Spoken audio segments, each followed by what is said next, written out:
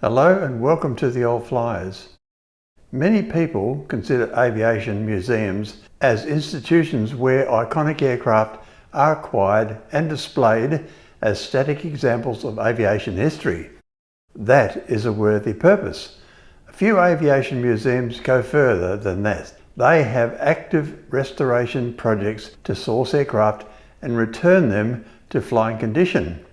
One such museum is the Historic Aircraft Restoration Society, known simply as HARS, located in Albion Park, Wollongong in New South Wales. Recently, I posted a video called Rescuing Connie that tells of a HARS team who travelled in 1990 to the Davis-Monthan Air Base in Tucson to source parts for a Neptune aircraft they were restoring.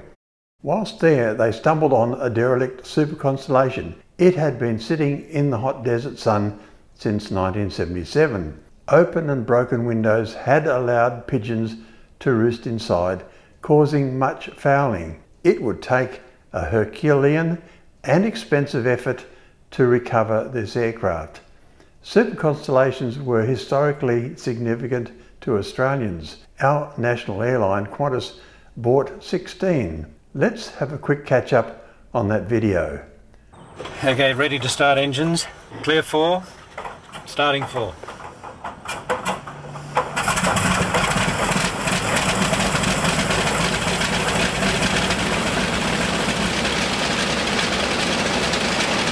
Late in the day, a vital test begins.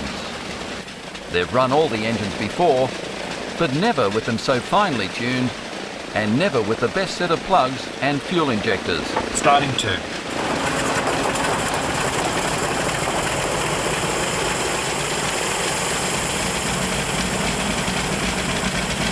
Although much of that restoration had been performed by volunteers, that had been an expensive exercise, but it doesn't stop with the rescue of that Connie.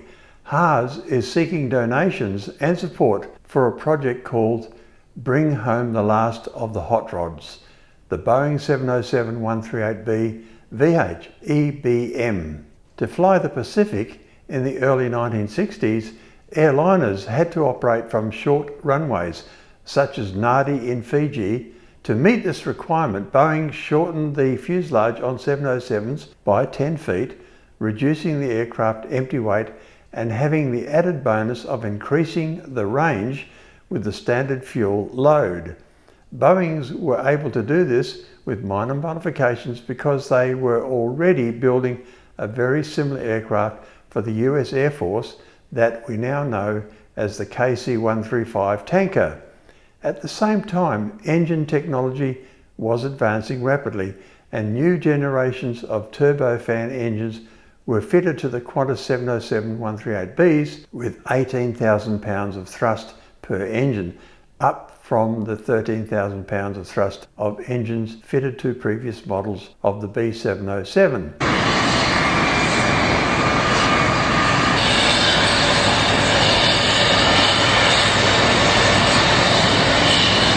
With a lighter airframe and more powerful engines, the B707-138Bs built for Qantas were the hot rods of the B707 family. Qantas was the first foreign customer to order the B707s. The first of these hot rods, VH-XBA, is at the Qantas Founders Museum in Longreach in Queensland. It had endured 6 years, parked up in the English weather before restoration commenced.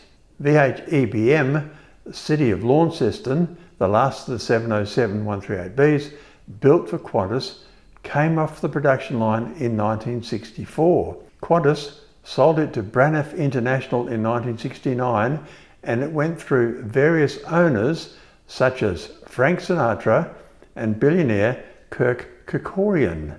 John Travolta, actor and commercial pilot, purchased it in 1998. In 2002, it was repainted to Qantas V-Jet livery and John became a Qantas ambassador. For this, Qantas took over the expensive maintenance. In 2017, representations were made to John by HARS to acquire the aircraft.